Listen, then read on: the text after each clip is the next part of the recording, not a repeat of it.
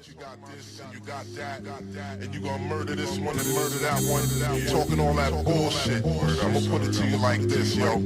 This is for the nerds, this is for the brainiacs, this what we deserve. Go ahead and play it back, you ain't gonna touch me, you not gonna do nothing, you are not above me. I bet you wish you was me, I know it, I know.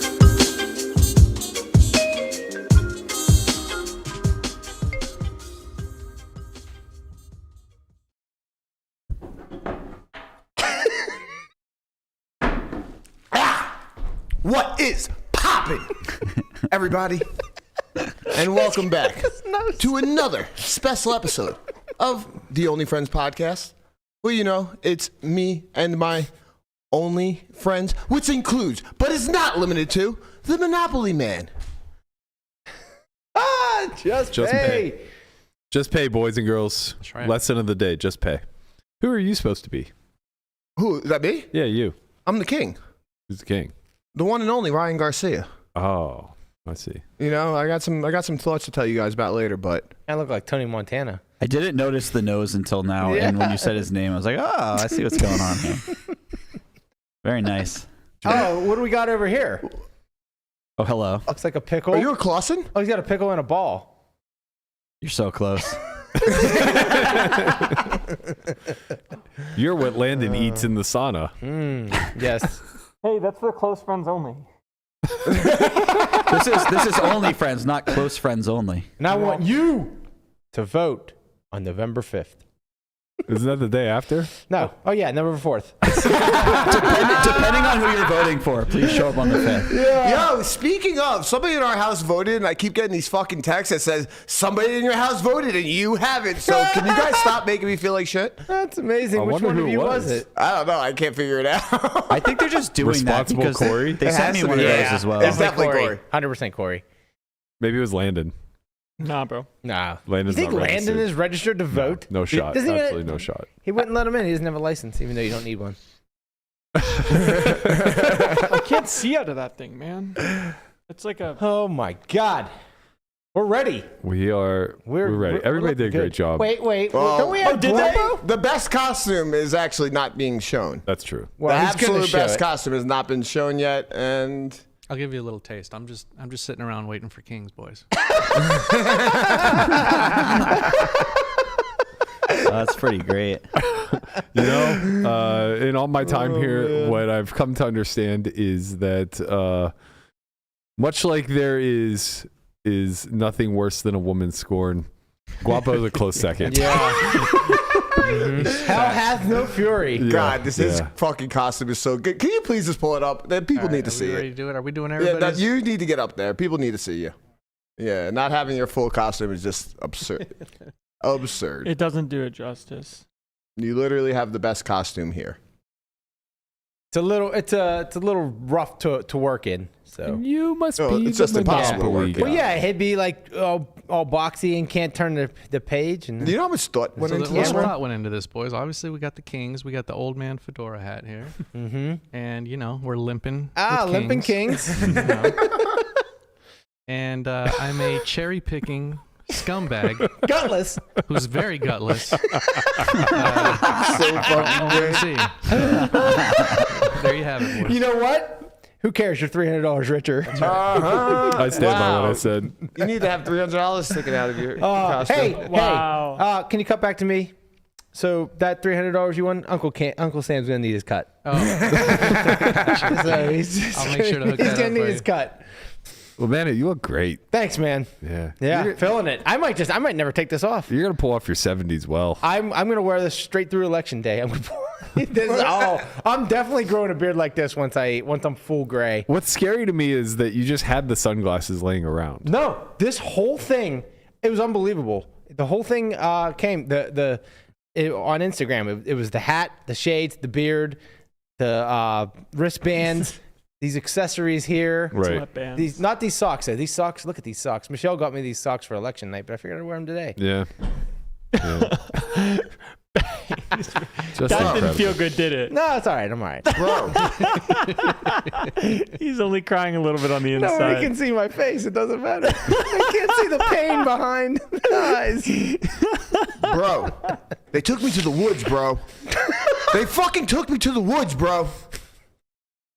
I'm not fucking joking, bro. I have proof.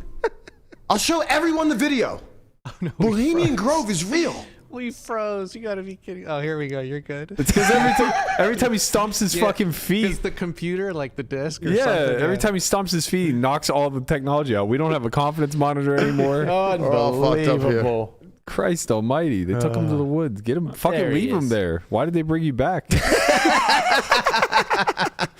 Jesus Christ. Oh, man. Oh man! All right, so Lamanna, we gotta fill you in now. Okay. You mute the group chat. So I know. Oh god, this is so God, good. you know the thing is, can anytime man, some that's like crooked as really like I say this, but then you guys just troll me. Right. But I'm dead serious. When something interesting and you I'll guys highlight are it. like, when it's good shit, just tag me. I'll watch. I just don't want all the other bullshit. Well, Yeah, I got it. we're I just know gonna- there's gold in there. We're just gonna troll you. I just for don't that. want to dig for it. It's an all or nothing activity. Yeah, that's right. You don't can't get to just be a cherry fairway pick. friend. Right, you can't just be a cherry picking OMC, all gutless in the group Cherry chat. pick which conversations I want to be a part of. Right, Guapo understands. All right, what happened? So to catch everybody up, we've talked about this at length over the last 2 weeks. You made us a beautiful pulled pork at Danielle's. I did. Oh my God, this. Come on, bro. Come on. I mean, what did you expect? Tell me. You thought it was over? Oh no. You thought it was over? Landon? No. We've just begun. Oh Jesus Christ. So last night, I don't know Do I if need you to make another one? can you We're currently trying if to. you could just send him the image of the pan, I'm that trying. would just be I'm trying. plenty. So to catch everybody up, there was a lot of pork left over. I was excited for said pork to the degree where Lamanna even made me a whole new pork. And guess what? So the first one I made, Landon took all the leftovers. Correct. Right. So Landon reached out to me, said, "You know what? I feel bad. Can you make him another one?" So I made another one this week. Another Monday. one. Monday. Right. And then we all had lunch after the pod, and then there was, it was a 10-pound butt, so there was plenty of leftovers. Okay, well, those leftovers are almost gone. I'll finish the last of it today. Okay. Just to catch you up on what a normal eating window looks like with 5 pounds of pulled pork. Now, You know, I would- I myself have been accused of having a 10-pound butt, by the way. what's happening here? What are you doing?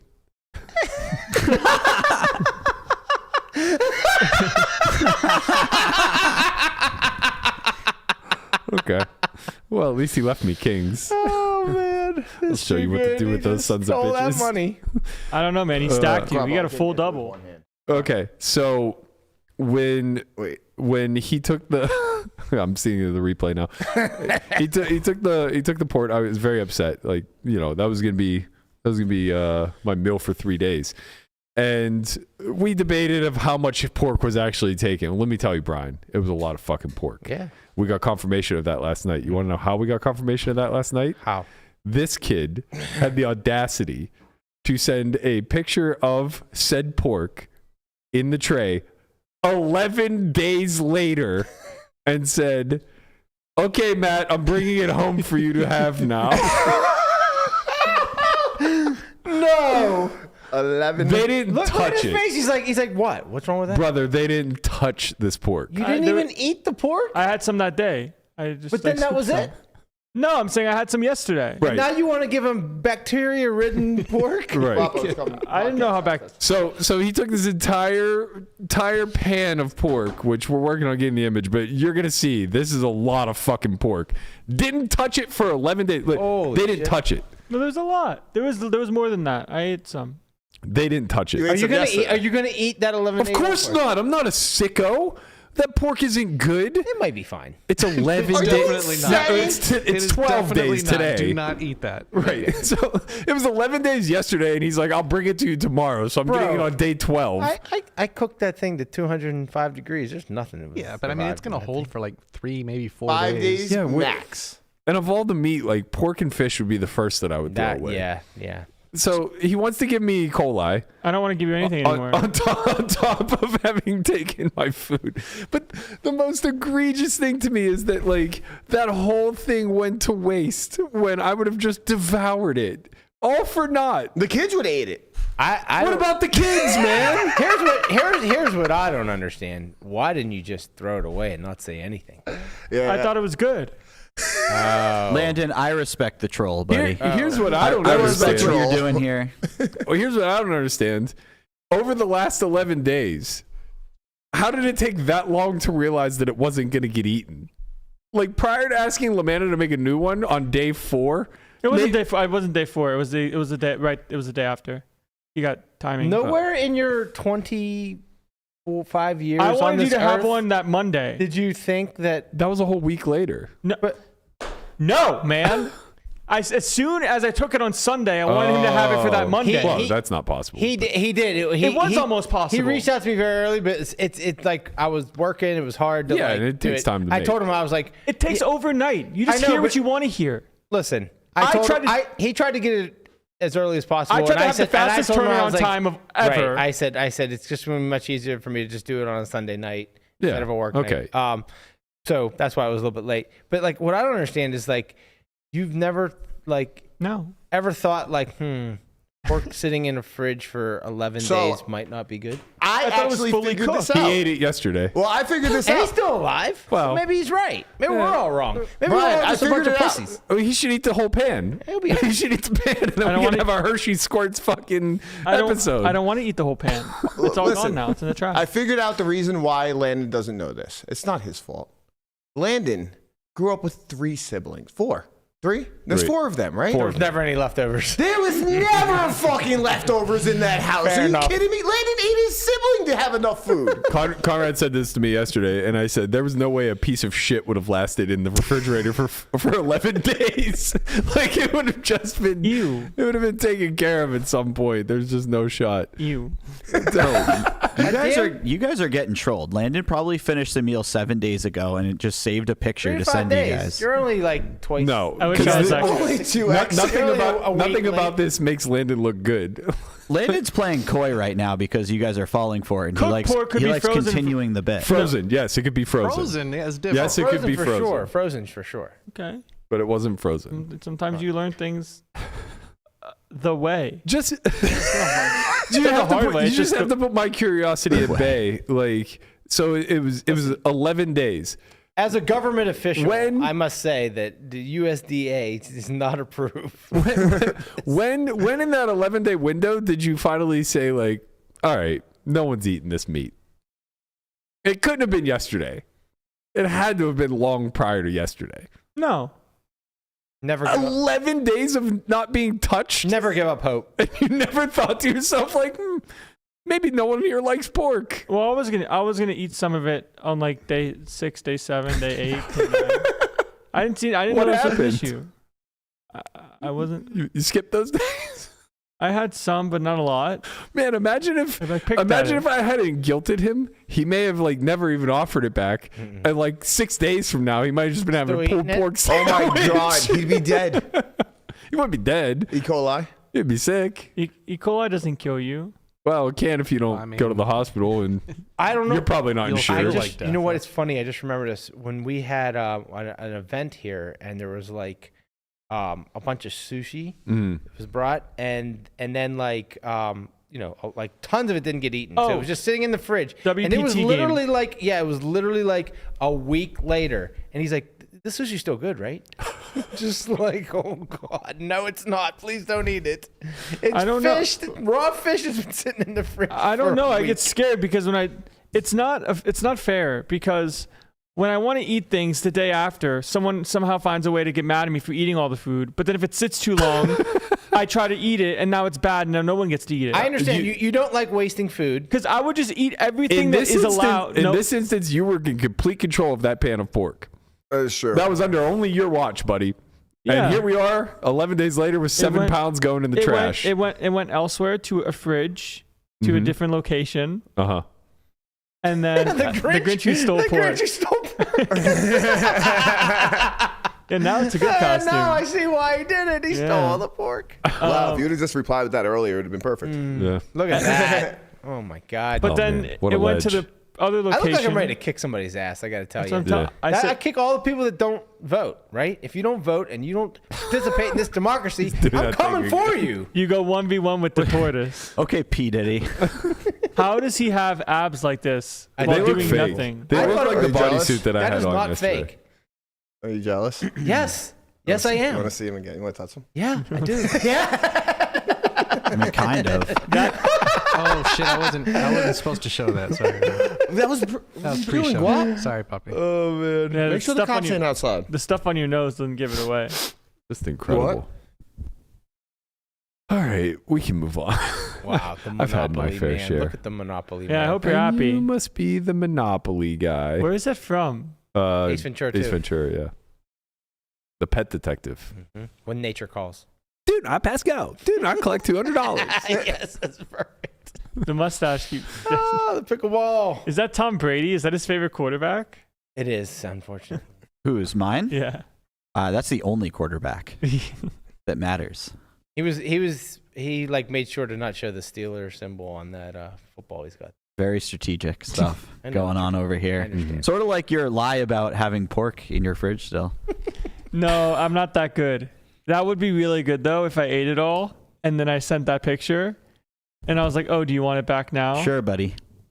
I'm not Jesse, I if you got told you. me this, if you knew about the pork lore before, I would have actually Pork lore before. I would have actually gone for this, but I cannot say I'm that smart nor aware of how food sits in fridges and gets bad.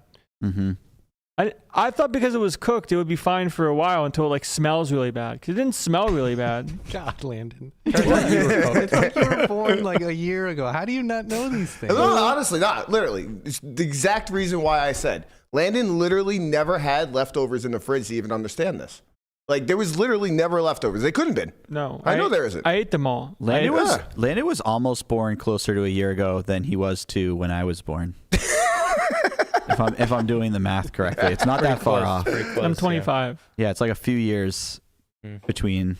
If you were 22, 23 even, I think you'd be closer to 1 than my age. No, wait, I'm doing this way off. Never mind. You'd have to be like 20 or something or 19. Yeah, I was like, wait, how old are you? You have to be 19. Don't do math on air. I stopped my roommate in college once when he was going to make eggs, and the egg couldn't come out of the he broke the shell and it wasn't coming out. Yeah.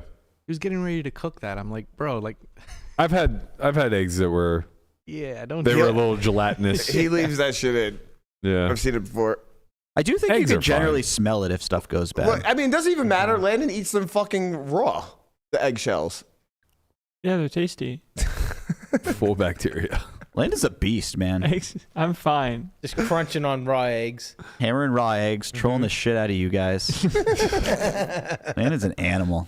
Oh man, he's a fucking monster is what he is. All right, let's get to a little bit of poker.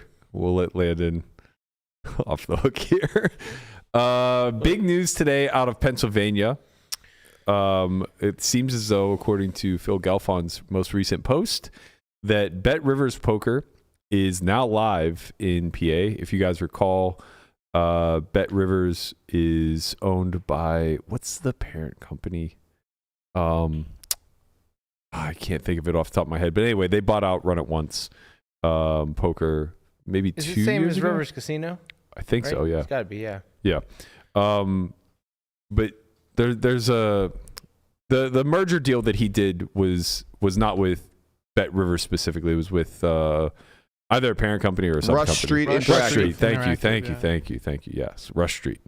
So it looks as though they finally have launched.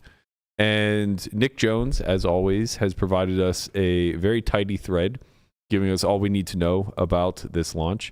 So I didn't even realize it's been this long, but 8 years ago, Phil Gelfond wrote the first blog post talking about Run It Once Poker. It's been 5.5 years since he launched it to rest of world, 3 years since it shut down, and then 2.5 years since Rush Street acquired it. They're finally live. And what you can look forward to is that this is segregated to the Pennsylvania market currently. The product details include going live for real money, sit and goes, spins, MTTs, and cash games, has both No Limit and Omaha. Desktop app, Mac and Windows. Mobile, although maybe it's not yet working for launch. It seems unsure. And then he mentioned low rake. So I'm not sure what exactly the rake is, but it does seem as though it's at least competitive with what's already available in Pennsylvania, if not slightly lower. It does say in their PR release that they're going to expand to more states. So I would imagine that they're going to look into the New Jersey, Nevada, as well as Michigan. Not sure how they'll do shared liquidity, if they'll do shared liquidity. They probably have to find a casino to hook up with in these states, right? Rivers has casinos in the states? Rivers definitely has casinos in New Philly? York. Yes. Oh, wait. Philly? And Pittsburgh. Well, that's Pennsylvania. That's Oh, yeah. PA. Oh, they we're want talking about they want Jersey? Chicago. Yeah, there is one in Chicago. Yeah, Yeah, you but- might be right. They might not have them yet. I don't think they have one in Jersey, Michigan, or here. Does the parent definitely don't company have one own here. some though? What was that? Does the parent Rush company Street, own? yeah. Ooh, maybe. I'll look. Yeah, Rush Street. I feel like Rush Street has ties to one of the sports books, maybe, Give me a second. but I can't remember off the top of my head. Isn't Rush Street a thing in Cleveland? What do you mean, a thing? Like Rush Street is. Just a street. Yeah, it's like a strip in Cleveland. Maybe. Where all the bars, like how we have the South Side, they have like Rush Street. No, that's the Flats. All right. Oh, that's the Flats. Where am So, I thinking Rush Street? They only Talking have about one like in Bourbon Street sort of thing. They only Yeah, have yeah. Pittsburgh, Philadelphia, New York, Iowa, Illinois, Yeah. and Indiana. But Rush Street itself doesn't have. That's like, Rush Street. Oh, They I see, I see. own all the Rivers casinos. Yeah, and that's all they own. I know that. I just Yeah. didn't know if they were affiliated with like a sports book, like what was the one that used to own Barstool? Oh, Shit. Yeah, whatever. Anyway, Yeah. doesn't really matter. yeah, it doesn't look like that though. Well, I assume that they're going to try to expand. So he said candidates, not their list, but ours are Michigan and New Jersey, which are obvious. Delaware, almost certainly, and West Virginia is possible. They have a presence plus something. So I'm not really sure how this works because I think you're right. I think that they have a problem with land-based casinos in this instance, Yeah. and they're going to have to at least partner with somebody. It sounds like they're going to be partnered with like a smaller casino in Delaware and like Who's Resorts partnered with? Resorts is Poker Stars. Oh, that's right. Yeah, they've been that's partnered for a long time because they used to do like they ran a couple like tournament series in New Atlantic City like I don't know, 10 years ago or something like that. He says there's a chance they might even get into Ontario, but probably down the line as that market doesn't look too hot and it's segregated from the U.S., though it may potentially go back to being international. Yeah, I was about to say, wouldn't Ontario give them access to like rest of world, which is Not pretty massive? currently. No. Currently, Interesting. Ontario is just Ontario. Wow. But the rest of Canada, I think, is still considered rest of world. So I think Ontario is like segregated itself off because WSOP was there for a minute. And they ended up either they closed down or they merged with GG. I can't remember, but they had a presence in Ontario for some period of time. He goes on to say the most interesting thing about today's PR is that Gelfond is front and center. Sure, it's PR fluff, but I believe him when he says I've been heavily involved in the game design, promotions, and policy decisions, and in building an incredible team that sees online poker the way that I do. That does seem pretty nice because I think we were talking about this a lot yesterday, where the community feels pretty disconnected from the particularly the regulated market. We don't really have a direct line of communication to operators at WSOP or Poker Stars America, BetMGM /Party in their partnership. There isn't really much representation out there. Not the way that we have like direct communication with like Nagy or maybe not directly Michael Kim, but at least a lot of the ambassadors for GG. Most of these regulated sites don't really lead with sponsored pros. I guess the exception being that we know Elias is a BetMGM sponsored pro, but he's not really front and center on the front lines doing any sort of PR there. And then for Stars, they have Jen Shahade and Maria Konnikova and a few others. But again, it's kind of like more as a byproduct of the entire Stars brand. less so directly communicating to the community on behalf of Stars America. So I do think that Nick's point here is pretty valid. Like having direct access to Phil, who's very gracious with his time and is pretty forward facing whenever it comes to speaking to the community as a whole, and also just kind of representing the things that he has his hands in, does seem like it could potentially lead to more transparency between the community and a regulated market, as well as potential expansion, as we were saying, into these other states. I'm not so sure it's the big shakeup that Nick is kind of presenting it as. We're seeing a lot of platforms launch every day. Phenom Poker launched a couple weeks ago. It's been very quiet on that front. I haven't heard much of anybody talking about that. There's another recent site that launched that's mimicking the global poker sweepstakes model. I can't recall off the top of my head what that is, but also winners only, maybe. No, something else. No, but there's also Club WPT Gold, which is going to mimic that model. That's going to be launching soon. That has a chance to have more velocity behind it just because of the brand name. WPT, WSOP, these guys launching full-blown sites, that's a little bit different than a one-off in one single area. Right. Particularly because when Club WPT Gold fully launches, it'll be all of the United States, to my understanding. Less like the states that have online poker illegal, like Washington. So I think it's like 42 states maybe in total. Like something like 8 states have it completely banned the way Washington does, but that's a much bigger market. The other one's called Clubs Poker. Clubs Poker, yes. Yeah. So many clubs. Man, the branding is so I don't get it. Like and passports. Yeah, passports, passes, gold, clubs. We need to workshop some of these names for sure. Get a thesaurus.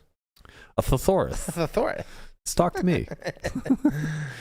So it looks like they have a built-in rewards program. I'm not going to dig through all the minor details. If you guys want to check out this thread, it seems like there's a lot that you can go through. Something that struck me as interesting is that you get to protect your identity with a random avatar and screen name assigned at every table. So it's table aliases every time you sit down, but notes are permanent. So that's kind of cool. Yeah, it's kind of a blend of what you see on Ignition and other sites. There are no notes on Ignition, correct? Right. Even if they were, they wouldn't carry over. Yeah. So everything you can is note like them fully while they're at anon. your table. As soon as they leave, it's gone. Yeah. Also, it's a blind lobby for all games, so there's no table selection, no seat selection, fixed buy-ins on cash games. So basically, like if you want to play 5-10, you just click on it, and the first available seat you get sat in. I think that's a really good thing. I'm unsure how I feel about the anon aspect of it. Seems great from a MDA data scraping standpoint. Seems less great from a. Well, I guess you're allowed to keep notes. That's the thing. If you can keep notes, like how is that any different from just like? Well, you just it's can't cross personal, like live. You just don't know who people are in like real life, really. Well, you wouldn't know anyways if they just had a random screen name. I mean, I know 85% 85% of the WSOP population. Like once you're in your own, I think both of those points are valid. That's true. Oh, you know what? Yeah, it gets found out. It's not like everybody would know. Like, so you would know all these people. Like, if you just like gave each person a name with a note, then you would know when they're back at your table. But nobody else would know that is also the same person. Correct. And like you couldn't like be like, are you screen name 1 2 3 4 online? Right. They would just be like, I have no idea. Yeah. Which I think I do kind of like that. I kind of like that, but again, it does bring back up the slippery slope argument that's always been presented on WSOP, where like for WSOP you can't track hand histories, and therefore the community argument was always like, well then we can't really police cheating all that well. Yeah. And WSOP says, well we're regulated, you should just trust us and Nevada Gaming that we're doing a good job. Yeah, surprise, there's 4 accounts playing a lot like Ollie M. Surovic at the 7777 final table. Yeah, no shocker there. To that end, I was always pretty hard on the side of WSOP because I was like, well, I was very focused on like MDA being bad. And I was like, well, this does eliminate the MDA aspect of it. And especially in a small pool, that seems like it could be incredibly powerful Right. when weaponized. But to Jesse's point, I think that I may be coming back around to we need full transparency. Full KYC, just have your name out there. Yeah, Your name, personally, your straight I don't think there's anything that beats real name. Right. Yeah, I agree. And whatever the hurdles are that people say they don't want real name out there, I just don't get it. Because this notion that like, oh, well, a random lawyer who's playing from his office doesn't want to, okay, fine. But how much of the pool does that represent? Right. 0.001%? Right. You know what I mean? Like this lie that's being pushed that like, 65% of the pool is fucking recreationals who don't want their real names out there. It's like, no, there's probably more cheaters in the pool that don't want their real names out there than there are recreationals that don't want their real names out there. And it's easy to like pull on this like string of, well, if you really want to protect the health of the ecosystem, like we have to provide anonymity. Oh, I hate that word. Why did I even Anonymity. It's, guys, Thank you. That's what I said. anemone. I just stumbled over it. An enema. With fronds like these, who needs an enemies? Anemones. Edamame. Exactly. But yeah, I think that's kind of BS. I'll be curious to see how this, I guess, experiment works out. As far as like it's anonymous but not fully anonymous. There's some ability to track. I didn't see anything about HUDs, so I'm not sure if they are or not allowed. Do you know if Stars and BetMGM allow HUDs? We know World Series doesn't, but I'm wondering if it's a regulated rule or if it's a WSOP choice. Who? GG does. GG does. GG has a HUD builder. I am actually not sure. Right, yeah. Well, I mean, we don't have them here, so Yeah. it makes sense. But I thought Phil's site also had a HUD built in. it did run it once, for sure did. Yeah. I'm not sure if they're carrying that through or not on the new ones. Let me see. Let me see what this says. Yeah, I don't see anything with regards to HUDs. But it does, go on to talk about like the promotions. They're going to be launching with a lot of promotions, giving a lot back to new users. So if you're lucky enough to be in PA, take advantage of that. Yeah, don't see anything HUD related, but feel free to comb through that thread if you guys are more interested in the launch of BetMGM. Bet Rivers. In a lot of bets. Bet. Yeah, Jesus, man. Poker Stars, full tilt. Yeah. Very, very different. Very notably different. Right. Never going to confuse the two. Right. Ultimate Bet, like, never going to confuse them. I only confuse the derivatives thereafter. Right. Ultimate Poker. Fuck you. Be more creative. Christ. Bet this. Club that. Gold this. God damn it, man. Just say something new.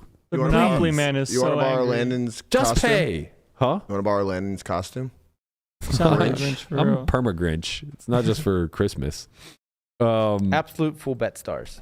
There you Tilt. go. Yeah, yes, that'll put me on tilt. Platinum. There was another poker related thing. Oh, I just sent it. Where is it? Poker Jones. There it is.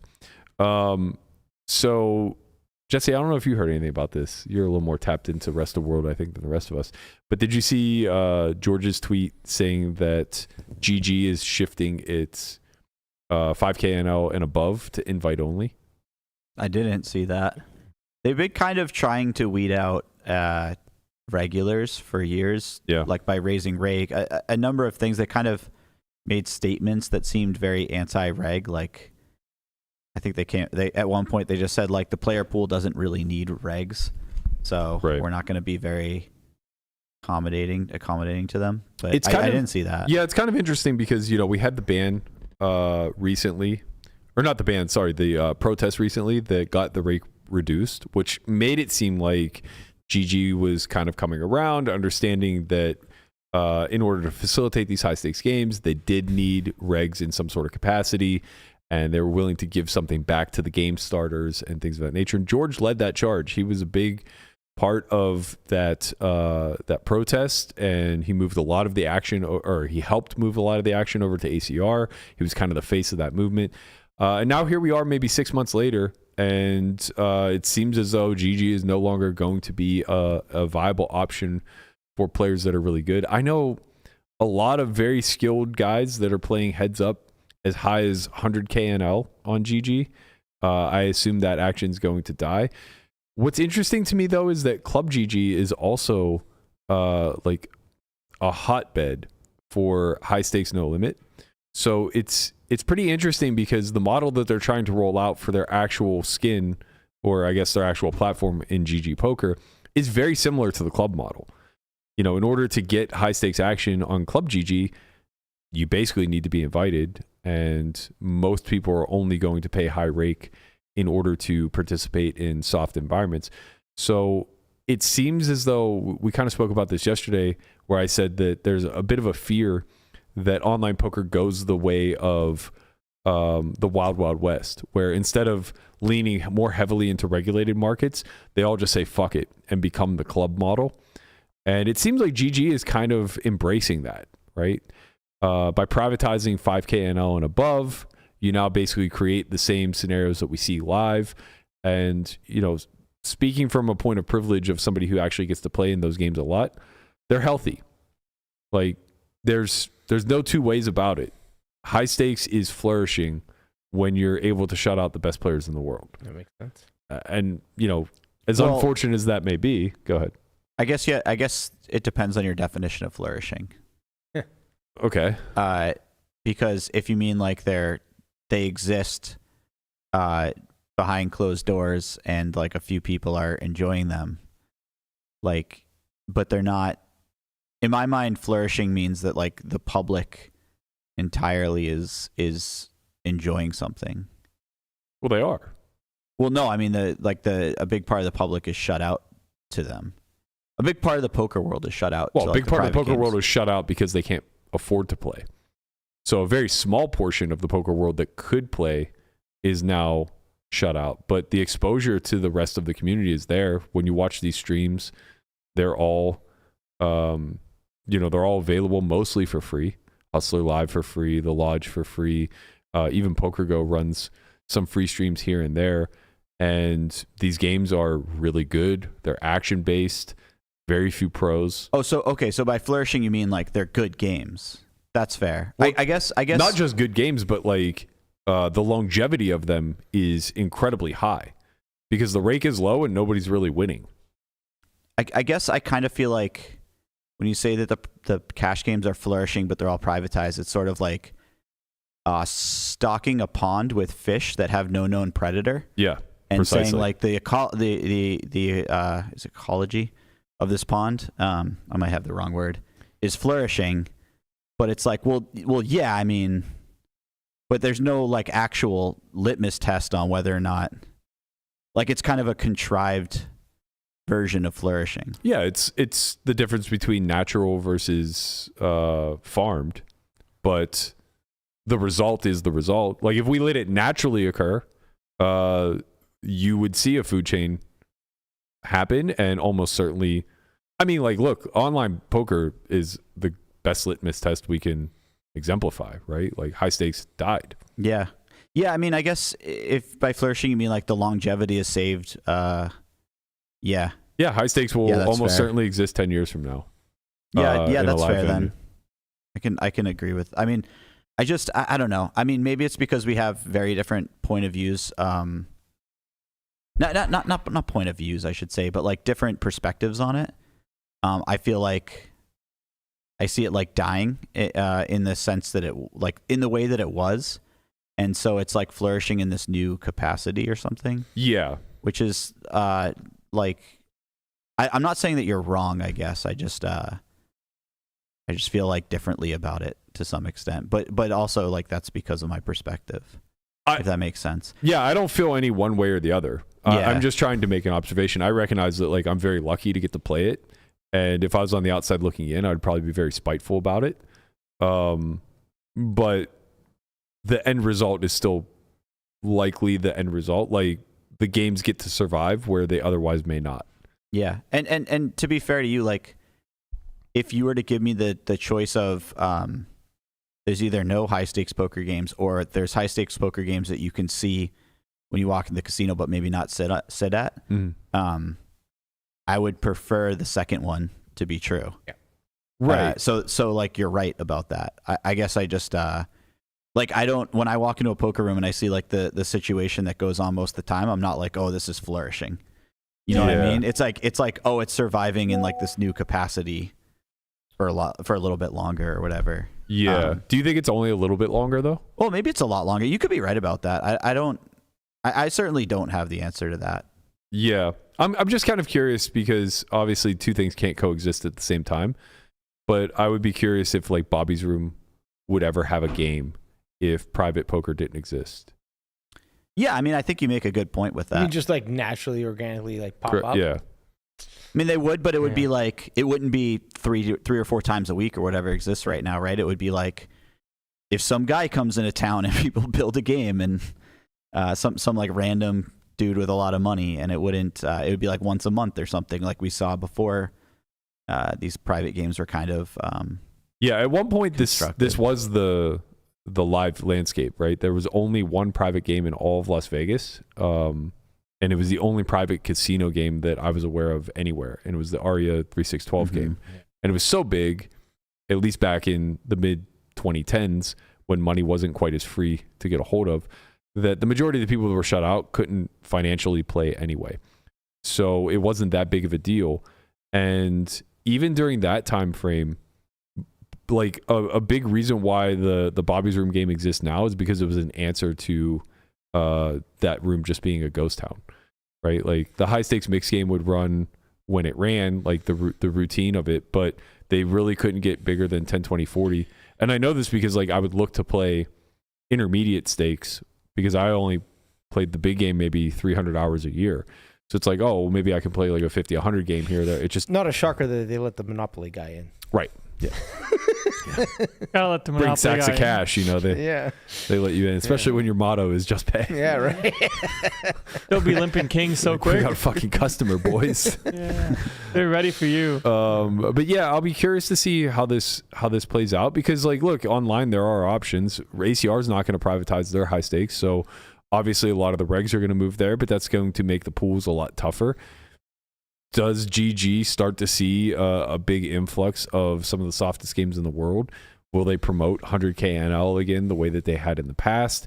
You know, when during like COVID, when Perkins and all those guys were playing on the regular, like, could this be a resurgence of high stakes online where a bunch of recreationals know that they're not playing in a cheated environment? Or does this lead to a more cheated environment where now we see the thing happen that happened on the apps where high stakes pros are just guns for hire to ghost a bunch of recreationals, and you just see 8 recs sitting at a table, but it's really just a fantasy team playing against one another, and you know, anybody who's actually ethical is just getting fleeced. It'd be interesting to see like high stakes come back and what that would do to like the content space. Like if you're able to just watch super high stakes online, would there be streams that popped up where people were like commentating on it? It was happening during COVID. Yeah, for sure. Right. Yeah. So I think it was to further gather my thoughts on that. My idea of flourishing is, let's say there's some new 22-year-old who gets into poker. We'll call him Brandon. I was gonna say Brandon. Yeah, and don't do it. I got advice for you, Brandon. Don't do it. I learned last week. He gets real into the Sims. He studies hard. He works hard. He starts doing well online in what games still exist online. Maybe he dabbles in tournaments and does well. And he wants to reach the peak of poker. And back when poker was actually flourishing, you could show up to the casino and play different games and move up stakes. But now he moves up to, you know, anything above like 5-10. And he plays maybe once, he gets to sit down, and then they're like, we don't really want that guy in the game. GG Brandon. I know that's a very specific scenario, but like in my mind, that's what flourishing is to some extent. And I'm not saying you're wrong about any of that, because I do think that will prolong the high stakes games existence the way that they're currently run. Mm-hmm. But I have trouble with not walking into the casino, seeing the situation, and saying anything but like, man, live poker is in tough shape compared to 5 or 6 years ago. But I also didn't do a good job of playing that side of the game where I was, in more of those games or, establish my seat by, being there every day, which like hats off to the people who put in that work, like you did a very good job of that, of making sure that you were like a mainstay so that people depended on you to start the games, right? And that's like you kind of earned your spot in that situation. Well, it only came at the cost of all my pride, respect, and sanity. Yeah, I'm not by saying any of this, I'm not taking away anything from you or the other people who play or run those games. Yeah, like they did a great job with that, but I do kind of look at it from this kind of like more, not sad, but like I have to think of the right word for it, but somber. Yeah, that's a good one. Somber perspective to some extent. Yeah, I mean, I fully understand where you're coming from. I think it's an acknowledgement that the ceiling in poker just continually lowers.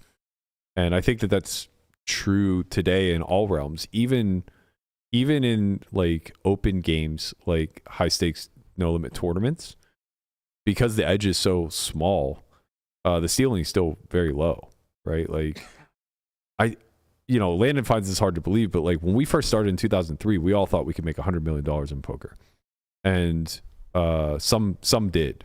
It's very likely that guys like Roble and Gelfand and the like either made $100 million in poker or made enough that they could turn it into $100 million via poker. I wouldn't be surprised if Patrick's at least halfway there purely on poker profit. I think he won like 20 million on stars and 10 to 15 on full tilt or something sick like that alone. Antonius, yeah. Yeah, I mean, it's very possible. And he has all of his live earnings and, got to play the highest stakes. Same thing with Ivy. Ivy might have been $100 millionaire all the way back down to zero again and rebounded. Who knows? But the point is like that was well within the realm of possibility, even if it was just for the outliers. Aww. I don't think that's the outliers anymore, right? Like, Gone. I think like nobody's making $100 million anymore. No, I think like 10 to 20 is more of like the ceiling now. And when I throw these numbers out, I don't mean like lifetime earnings, right? If you play long enough, you can hit any number within reason. I'm talking like liquidity. Like I think that there's a solid chance there's a lot of guys from the early 2000s that hit close to 100 million in liquidity. If I keep printing money, we'll all be 100 millionaires one right, day. exactly. We would appreciate that, Uncle Sam. Money printer go brrr. But now I think like even when you look at the highest stakes, if you just like pull them out with the way edges are kind of ground down to approaching zero, like not that we're at an equilibrium, but like we're certainly getting closer to one than we were 25 years ago. Especially at the highest stakes with fast structures and shallowish type of poker where the edges are relatively reduced. Like maybe there are guys that are still like creeping up on being able to profit 50 million and have that sort of liquidity because they're really smart. They buy, they sell, they wheel and deal. They have bigger pieces of themselves in softer spots, whatever. Every time Phil Hellmuth asks for insurance, they take it. Exactly. Right. Yeah, precisely. You get it. But I think what you're really speaking to is how that ceiling just continually gets lowered. And the thing is that by kind of allowing it to just be a free market meritocracy where, and maybe free market's not even the right approach because obviously you can privatize a free market, but by making it a public market where it's just a meritocracy and the cream rises, that just, in my opinion anyway, fast tracks the ceiling getting lower and lower and lower, right? So even though I think anybody who's on the outside looking in, it does not sit well with them to see poker go private. And even those of us who are lucky enough to get some, like, look, I don't get every spot. I get shot out of plenty.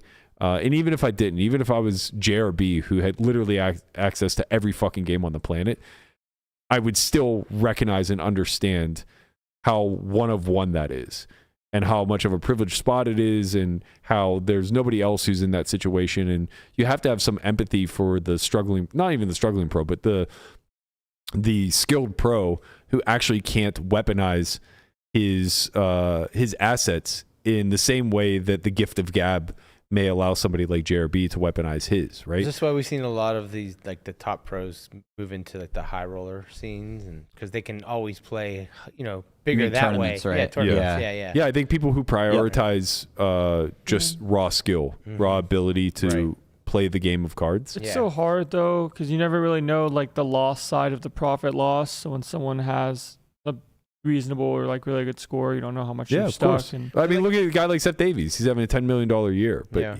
I don't know this for sure, but he might not have had a profitable year up until this point. Yeah, I just wonder if like someone like Chidwick was like playing all the nosebleed cash games, like how he would be doing probably pretty well. Yeah, but the thing is that there's, but there's a buffer to that, right? And that's something I don't think people acknowledge is that when you're very good, you can't ever perform to your fullest, or else you won't have action any longer. Right, it's a fine line you need to walk. You really need to find ways to just lower your win rate in order to extend your ability to win.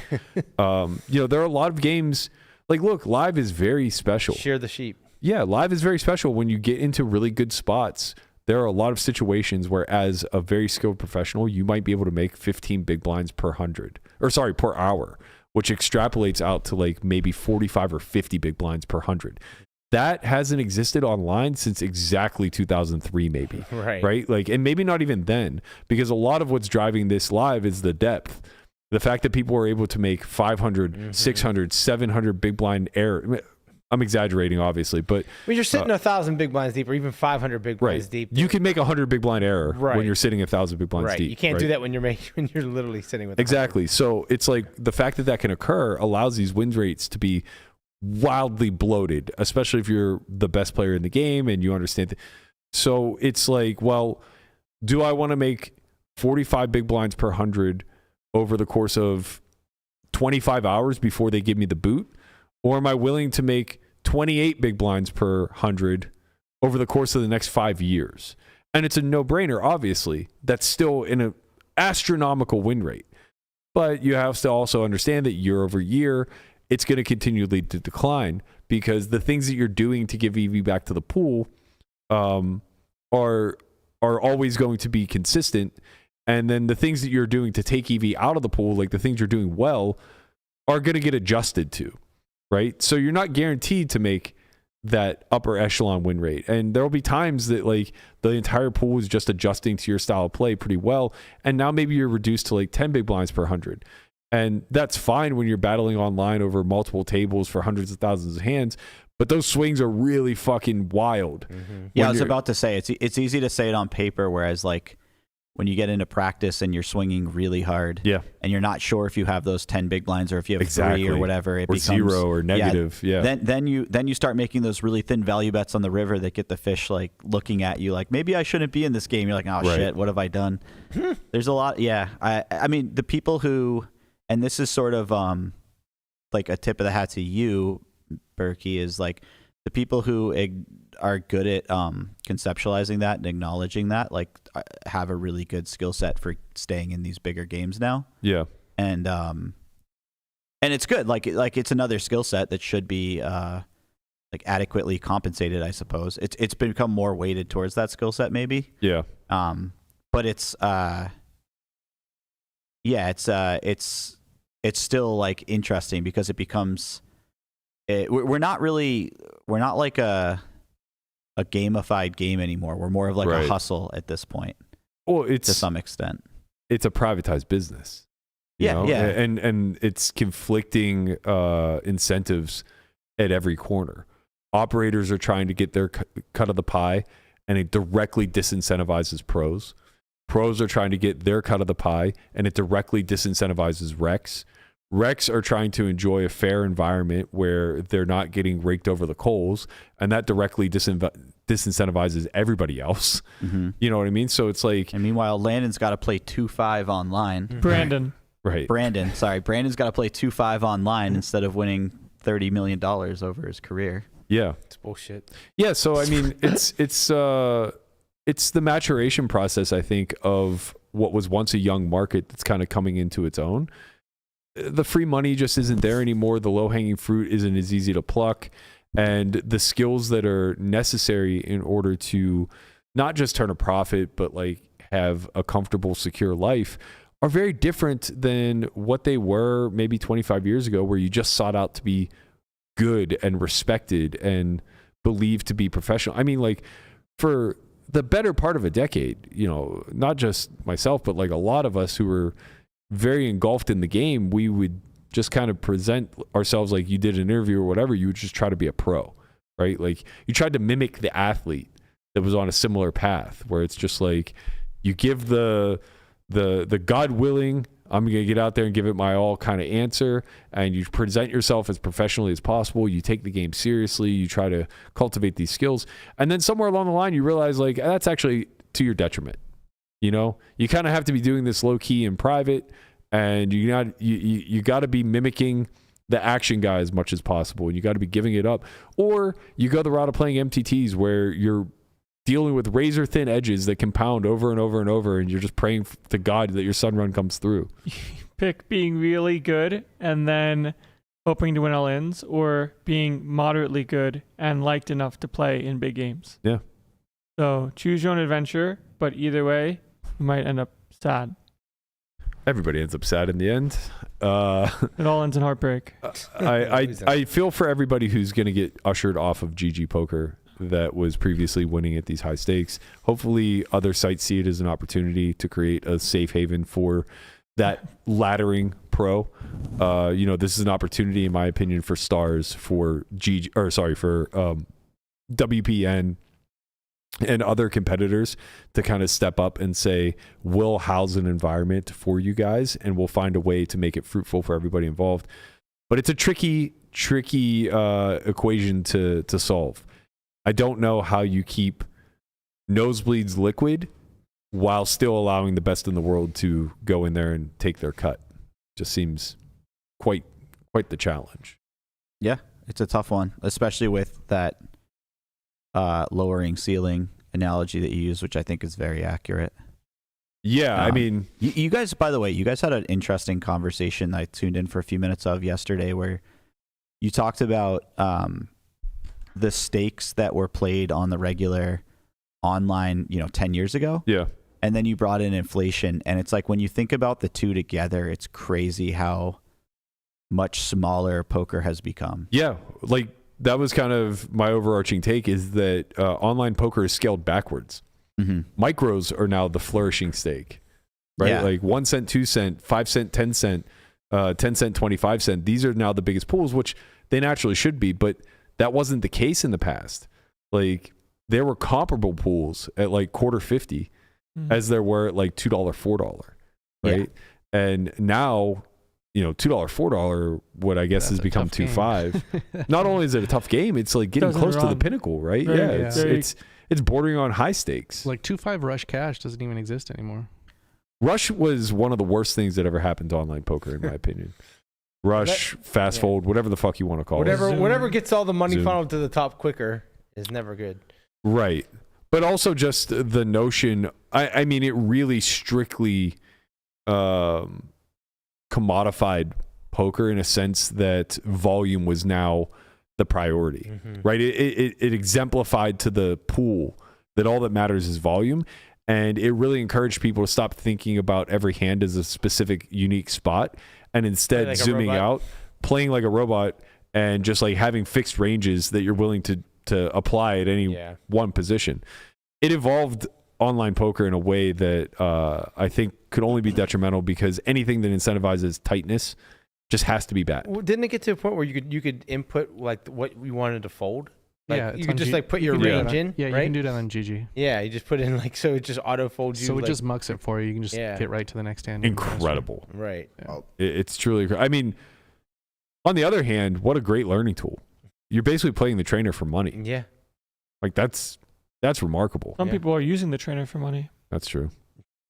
That might be, honestly, like that might be the next step, the next wave, right? Like not to go back down the GTO wizard rabbit hole, but I could see a world where they just start paying you to play the trainer, right? Or that you get to gamble with the trainer. So they give you some sort of, like golf, right? They give you some sort of handicap. If you beat it. And then you just play the trainer and get paid fractions of pennies. Could you imagine Could you imagine if you were using RTA to beat the trainer? Well, that's why they won't do that. Yeah, I was gonna say. That's fair. That's fair. Yeah, we'll give you a 10 big blind handicap. Okay, let me just use the trainer software myself. to beat them in their game. Online poker, we say this so casually as if like, oh, obviously everybody would just RTA. Online poker offers you the exact same availability. That's true. Right? And you're not playing your goddamn trainer on the other side. And they you're play check you and see that you're playing too good, and then they ban you and take your money. Right, but they could do the same, obviously, at GTO Wizard. Right. Yeah. You know? Yeah. Don't be so sure you're not playing a computer on the other side, by the way, because from what we talked about a few podcasts ago, you guys should go back to that other podcast where we talked about bots, but you might be playing a computer on the other side. A lot of bots. I hate being so doom and gloom. I really do love poker. Yeah, I kind of took us there. That's my bad. No, it's not your fault. I think these conversations are really great, and I do think the audience appreciates them. It sucks because like I don't know at what point we're supposed to stop being real and start playing PR guy for the game that we all love and enjoy the fruits of our labor from. But man, it's just really hard for me not to keep speaking to what is reality as opposed to just like being a marketing guru and like everything's great. I can't help myself. Oh, I'm sorry. No, go. I can't help myself to say this stuff sometimes because I've had these like moments where I remember I was in LA playing a game, and it was Ashley's meetup game a couple of years ago. Maybe it was like a year and a half ago, and somebody asked me why I don't play on Hustler. They're like, "Oh, do you think it's like too tough, the games?" Yeah. And I'm like, "Bro, too tough? Like, you think that's what's stopping like everyone who plays high rollers is that the like it's like, but they've created that sort of dialogue on the show." Yeah. And so that's what 250,000 subscribers think is going on. Like, the irony is that it's so soft, most are willing to go there even if they give some percentage chance to the fact that it's cheating. Yeah. Right? Like they're just like, well, whatever. I can't be losing that much to somebody cheating in a game this bad. Have you ever been in a game where you thought you were pretty sure you were cheated, but you stayed? Yeah, absolutely. Yeah, those are funny spots. I beat a cheated game. I beat a cheated game for $250,000. Like I know that Chad Power's game was cheated, and I beat it for $250,000. Let's go. We ran one where this guy Benny from the Bronx used to bring a dealer, and they had the whole card set up with like the headphones and whatnot, and have like basically somebody had to sit in the 5 seat, and it would read the cards to their headphones. So. It was some wild shit, but we knew it was going on, and we just couldn't do nothing. You mean you as the players? Huh? You mean you as the players? Like, that who knew what was going on? Yeah. Me and Jocho, the guy that ran the game. But you played in it? We kind of figured it out like the last 2 times, and we just invited them back just to make sure. Yeah. Just never lost. The invite them back to make sure is so shitty. I mean, because like you kind of do need to get confirmation. Yeah, we really didn't care. We ran a complete cheat game that night, and we weren't paying them. Right. Yeah, I guess if in a private game it's different because you could like actually just withhold funds. Yeah. Which is also why it's pretty important to be able to confirm. But like same thing happened with us live. Like the guy was such a wild one that we're like, well, we would obviously pull up a tent chair for this guy.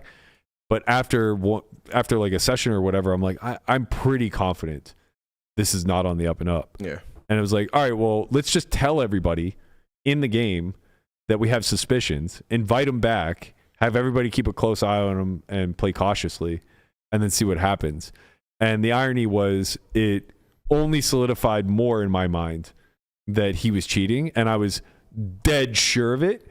And then some of the other guys went the exact opposite way, and they were positive that he wasn't, and they were going to beat him for a big number. As he took $350K out the game? Yeah, just smash him. They played for like 19 and a half hours.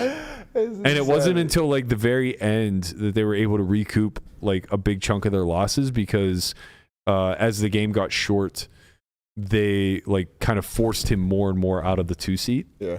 You know, to like get on the same side of the table type of shit. But yeah, it was just like you can't really account for everybody's perception, right? Like in these situations, where you're dealing with circumstantial evidence, it is going to boil down to the perception that each person holds. And like some people are just so egotistical that they can't believe that somebody bad at the game is like beating them without cheating. And then others are so egotistical that they think that like even if he is cheating, the fact that I know he's cheating will allow me to beat him. Right. It's like, well, that's just insane. All right, let's get to In the Muck.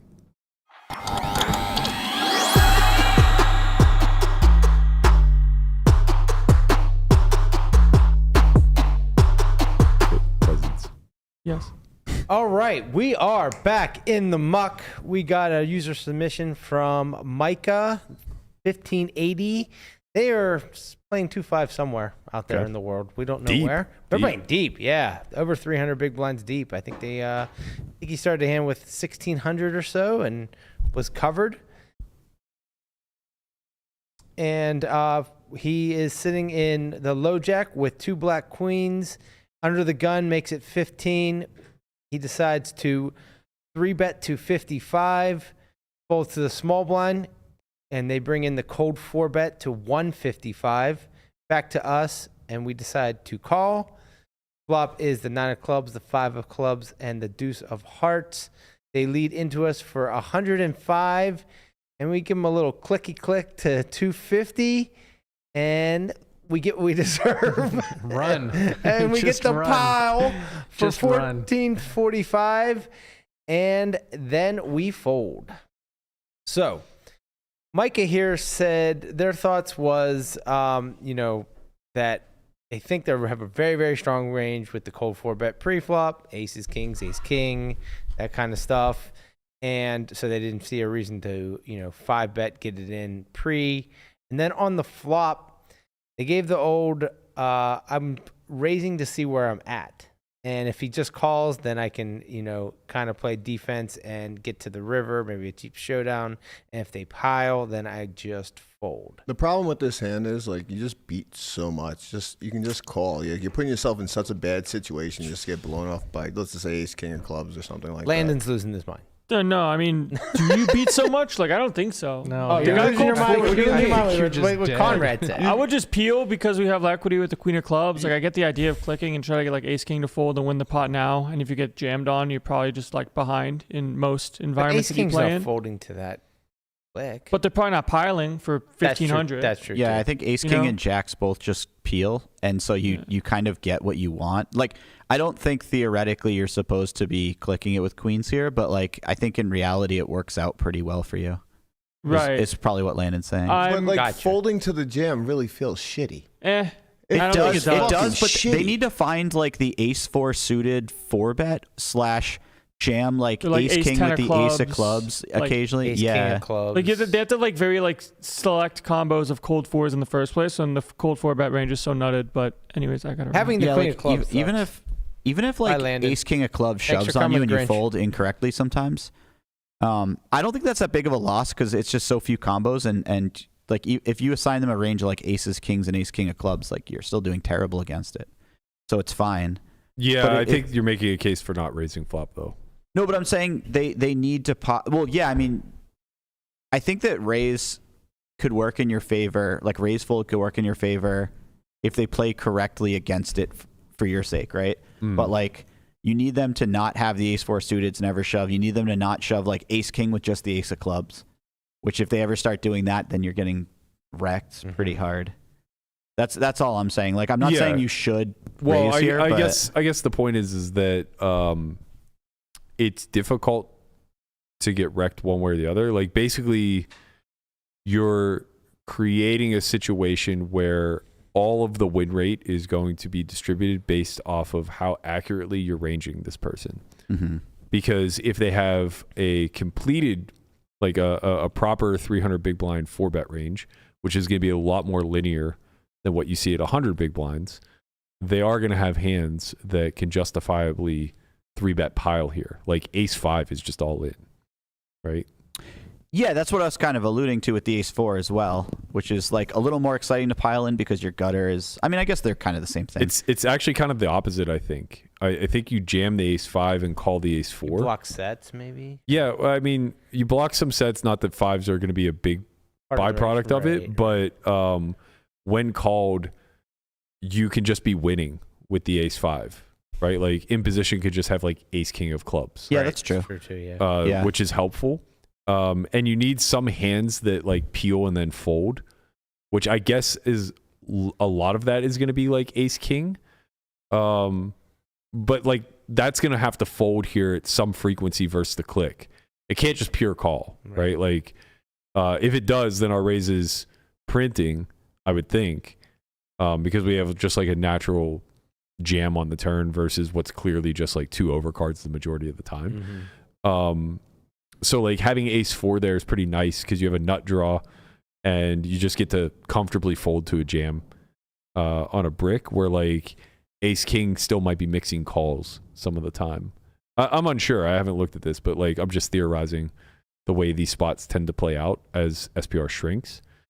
That's very fair, but like nuance of combos aside, it's very believable to me that 300 big blinds deep, people don't find the pile with ace-5 or ace-4. Now or we're ace-king. getting into a way different conversation. That's why I said that was my initial. Yeah. I totally agree with you there. When we start to talk about practicality, all of the money, as I was kind of mentioning, is going to be divvied up based off of how accurately we assess his range. So if we assess his range pre to just like be devoid of bad hands, he's not linear at all. He just has like queens plus, ace king, maybe a little bit of ace queen suited, that type of stuff.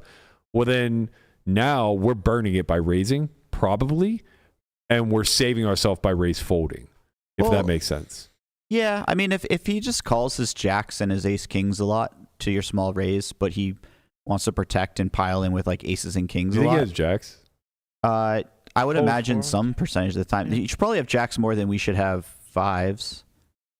I would imagine. Yeah, I would guess neither of those hands exist. I mean, maybe we have 5s a tiny fraction, but the formation here is so tight. Yeah, I mean, you're right. He probably shouldn't have jacks. I think people are want to. But you're just right fold in jacks. the sense that when they don't know what a 4-bet range looks like here, jacks is going to get in there before ace 10 suited. Yeah. Right. Sure. But like ace 10 suited is heavily preferred over jacks. I don't think people construct correctly. Correct. I think the mindset when facing this formation of under the gun open, under low jack 3-bet, I think the mindset of how people look at the spot is how good is my hand. It's like linear at the top of the pole. Exactly. It doesn't actually contain both poles. It's just linear at the top. Yeah. So they look at jacks and they go, "Oh, this is a tough spot, but this is a really good hand and it's very marginal." And they look at like 8s and they just recognize like, "Oh, this hand sucks," and they fold it. That kind of thing. Where the reality is like the only hands that we're happy to look at here are kings and aces.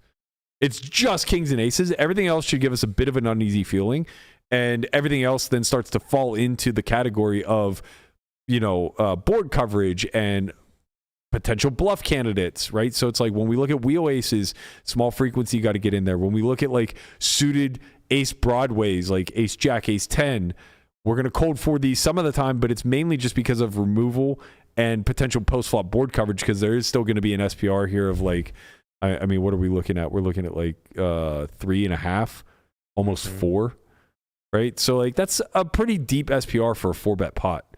4 SPR is not going to be a well-studied node in the 4-bet region, right? And I'm only speaking to this in any capacity because like I play these spots pretty commonly. And what I notice is that 4-bet ranges are just way too wide, right? It does include 10s. It does include jacks. It does include king, queen People suited. think the deeper they are, the wider they can 4-bet. To some degree, that's true, but formation is so critical in this. Yeah, right. Under Like the gun raises, then hijack open, right. cut off 3-bet. Yeah, we definitely get to go pretty widely here in the small, but like under the gun, low jack, it's pretty tough to find like a 6% 3-bet frequency here. But yeah. Anyway, sorry. Full circle to what Jesse was saying. He's 100% right. In practice, I think this line is really profitable. We put in a small amount. We only put in, basically a quarter of the pot whenever we face a small c-bet and we raise here. It's like 25% pot raise. And then we get jammed on and have a comfortable fold. versus a range that we're probably just not ahead of. It's like you should probably never raise to find out where you're at. But if you're ever going to do it, this is a pretty nice spot for it. And also, you're getting value when you get called. Like you hope to see ace king of clubs when you call. Yeah. It's not really a race to find out where you're at. It's more to get value from like additional value from ace king, jacks, tens. I think that's important to understand too. Yeah. Yeah, because alternatively we call, and then on a brick turn, we probably fold versus a big bet anyway, or at least some frequency of the time. I guess the counter argument to raise folding here, though, is that we do have equity to realize with the queens. Hitting a queen is now going to be worth a 600 big blind pot. We also have club. Exactly. Making a club gives us the potential to back into something that has red aces beaten. And that's in practice, aces are probably going to 3-bet jam this flop a lot, especially if they don't have a club. But in theory, I would assume that has to be one of their traps. You got to protect all the ace king that you're calling. That's just my general take. We can take a look and see what the wizard has to say about I think that's a good way to visualize it, is calling to protect your ace kings. I like that. Yeah. By the way, tens may very likely be a much better call down than queens because you don't want to block ace queen. Right. That makes a lot of sense. Right. Do you got the... You want to share your screen? Oh, I thought I was. I'm sorry. That's all right. Oh, yeah, that's right. I told you that it wasn't available, and then I just totally forgot. All right, you guys got the pickle on the main screen for a little bit. That's right. Real nice. That's what we bring you here for, buddy. Yeah. Man. What a fucking cartoon. I mean, that really is just a fantastic outfit, dude. Thank you. Okay. Can we work on that cropping a little bit? All right, while we get this fixed up. All right, so in theory, 25% was the preferred size, but I changed it to 33, which is what was chosen in game. You can see it's not a range bet. You do have some checking, but again, we're looking at a much more linear 3-bet range than probably exists. I think if we're talking in practice, I could probably get in here and, eliminate at least these pairs. I doubt the Fantastic Four finds its way in there, but let's pretend that it does. A little sliver. That ace-3 is just never there for sure. Well, ace-3 is... Imagine ace-king off is only in here. Well, I guess it's just jamming some of the time, maybe. Wait, is ace-3 and ace-4 in there, but not ace-5? No, ace-5 is like almost fully in there. Ace-4 is barely in there. Oh, you already eliminated ace-3. All right, I can't ace-3 see... was like literally 1%. Yeah, I can't see this far away, so when you said ace-3 is in there, I just assumed that those two chunks were... Yeah, I'm going to give him more the ace-king because I don't know what else. Like, nobody's just folding ace-king there. Nope. For sure. Okay, so let's reconfigure this range a bit. I imagine this is going to lead to more c-betting, not less.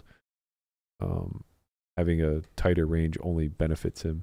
Oh no, it actually does decrease the c-bet size. So if you give it quarter and 2/3, it likes to split these sizes. Oh no, it doesn't. It actually just goes for the bigger size now. And that's because we don't really have any weak hands to protect from. If we change this now to third pot, which I'm going to, I think all it's going to do is increase the betting frequency. No hands are really pure checks. So I imagine that what's going to happen is some hands are going to get much closer to pure bets. Others are going to be like 50-50 mixes type of stuff. Yeah. So we have about 42% c-bet frequency. You can see kings and aces heavy in the bet side. Ace-5 heavy in the bet side. Ace-4 as well. And then a lot of the other stuff doing a lot of checking. So that's kind of the other thing that's worth noting is that like the ace kings aren't just always betting. And then the worst versions, ace queen, ace jack, ace 10, these kind of just give up unless they flop the flush draw. So it's like ace queen, ace jack, ace 10 of clubs that are doing most of the betting. And this, I think, when that's the case, when a lot of the hands that we give a tough decision to check, now maybe the raise is much less incentivized. So I could see a world where we just don't play raise. Let's see what the wizard has to say to that. Must have put that delay in Pat's has been asking for. Okay, so the sizing is correct. You can see quarter pot is the chosen size, but it's very rare. About 9% of the time. No hand really. Ace-5 is the one, I guess, which we don't even really have that much of. It just doesn't call pre very often. It either 5 bets or folds. And it also probably doesn't pure 3-bet versus under the gun to begin with. So very, very, very low frequency. We even have a 5 here. We have a lot of calls with our middle of range, our gut shots, our backdoors, our small pairs, even pocket 5s for a set. Pure call here. Wants to protect hands like 5-4, 6-5. So you can see queens actually mixing fold right now for even third pot. Sick. And I think it's what you're alluding to. That's wild. Well, maybe it's not what you're alluding to because it doesn't fold the queen of clubs, of course. No, it can't. No. Well, it's just too much equity, right? Right, but no queen itself bets without the queen of clubs. So ace queen, no club, does not bet. What about ace queen suited doesn't bet with like only ace queen of hearts? Only clubs. As you can see. Hearts pure check. So I imagine. Wait, is that ace of clubs or am I seeing that? This wrong? is suited. Oh, I'm sorry. Ace queen off Only doesn't clubs exist. Bets. Yeah. Got you. Okay. So when we face bet, we should only expect to see ace queen of clubs. So now it poses the question as to why queens wants to fold, but jacks is like pretty happy to continue. And I think it's just the frequency at which we hold each. Sure. Right, we have queens so much more often that if we continue with all of them, then we have too many hands that can't like call down. So I don't think it's a matter of blocking, unblocking. I think it's more just a matter of having the queen of clubs is worth realizing, and you can see that all of the combos with the queen of clubs continue at some frequency, as well as queen of diamonds, exactly queen of spades, and I think that's. Well, to be fair, we were talking about the turn too. So if you like just give a random blank turn card like a 7, mm-hmm. and then you have them fire again, maybe tens calls a little bit more than queens at that point. But if they only continue in the solver with queen of clubs, it doesn't really matter. Right. I think your point is valid that it matters more on the turn. Yeah. Right. So now having the queen of clubs on a non-club turn is bad. Yeah. Because when they fire again, we're blocking one of the hands they could be double barrel bluffing with, which is ace queen of clubs. So yeah, I would imagine that queens mostly are going to fall into a call fold category, but they do raise a little bit, specifically queen of clubs, queen of hearts, which may have been our candidate. No, we two black had queens. club spade. Okay. Yeah. Not a huge difference. Club spade is also going to raise at a tiny fraction of the time. When we do play raise, I imagine our call-offs will just be kings plus. I was gonna say we might call some queens because they probably do a lot of flatting with aces and shove other stuff that's more vulnerable. Agreed. Like in solver land, it's not to be actually used in real life. I think in linear order, when we're trapping with aces, we'll always call off. I think then kings and below will mix, and kings will just call the most often, followed by queens, jacks, tens, whatever. Yeah. But I could be wrong, obviously. So, do we get shoved on? Yeah, we do face shoves. Aces do actually jam some frequency, and it's what we said. It's when they don't have the ace of clubs. The ace of clubs plays pure call. Same thing happens with ace king. Notice that spades and diamonds, pure fold.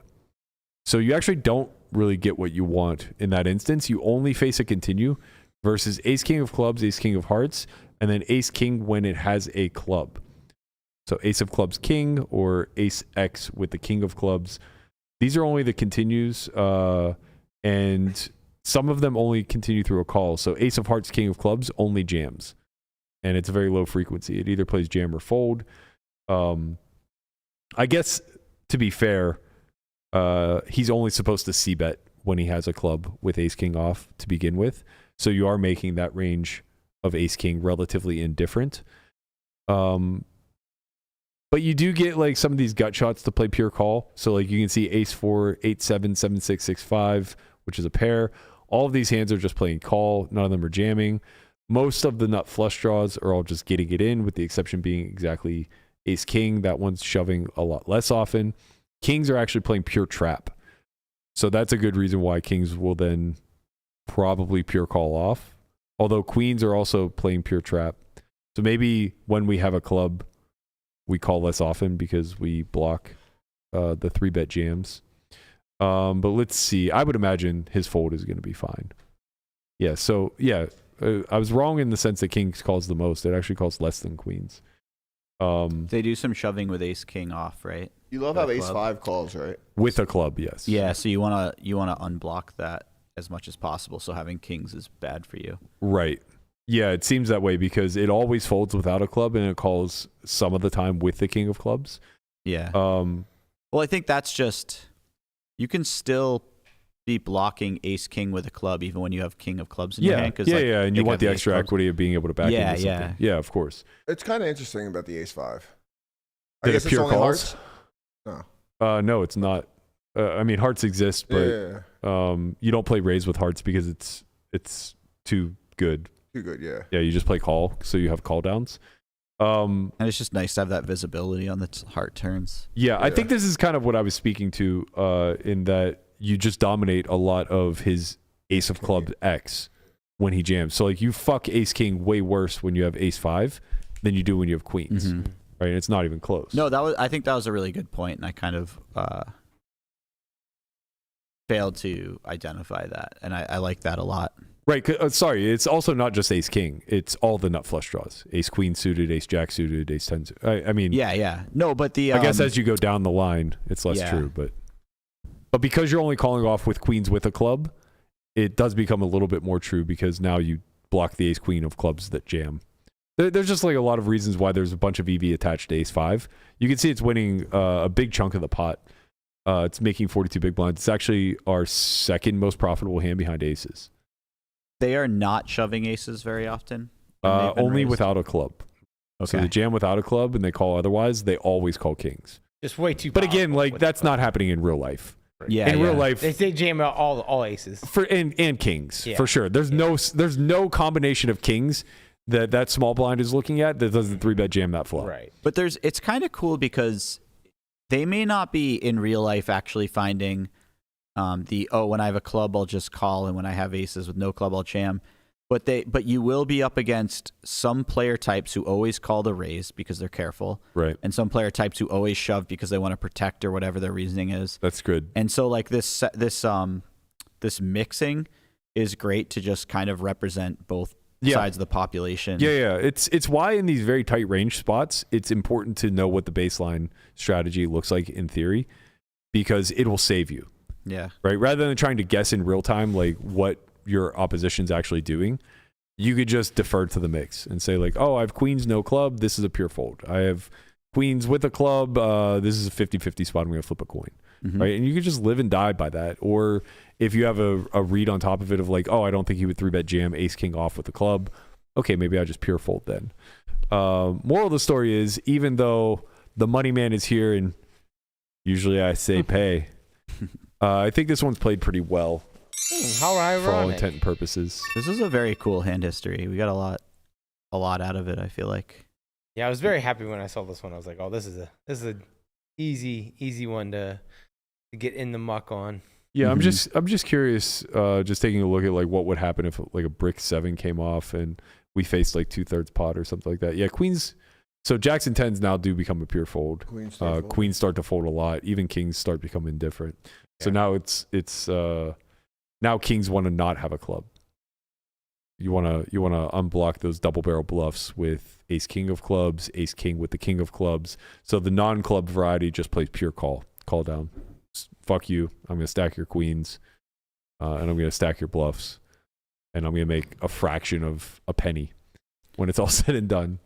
One thing I would like, I'm not saying we should do it right now, but for people watching, like one thing that I like to do in these situations is give them 80% or 100% c-bet on the flop, because I think you see that a lot, and then see how you have to play turns. Obviously, you're just going to call a lot more on the flop with stuff, but see how you have to play turns going forward, because I think that's a really good exercise, particularly when you see third pot or smaller from an opponent, because a lot of people are just pre-wired to just bet blindly for these sizes. Because when you're betting 20% of the pot, it's not a big mistake to just bet a lot. Correct. Right? Yeah.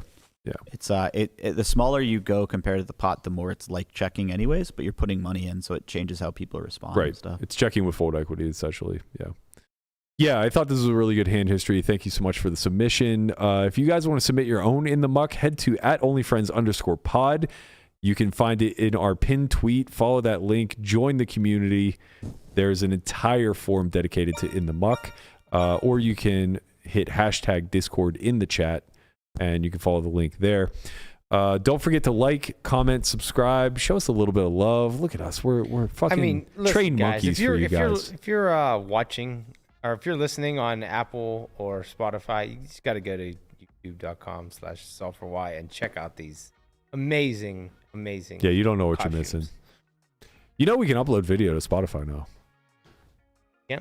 Yeah. I don't know if it's worth it or not, but I don't know. No, make them go to YouTube. yeah. Hey, let us know if you want to start uploading video to Spotify. Leave us a comment somewhere. All right, that's going to do it for us. We're joined tomorrow with Matt Hunt. He's going to be here for Strat Chat Fridays. We're going to get into all the good stuff. Thank you, Pickle Man, for ruining my shot as I do the outro. You're doing fucking great. Twice a week he comes here, ladies and gentlemen. Twice a week. Jesse Sylvia, everybody. Doing the Lord's work out here. One last time. All right, that's going to do it for us. We'll see you guys all noon Pacific tomorrow. Thanks for joining us on this Halloween. Be safe out there, kids. Later, Happy Halloween. Peace.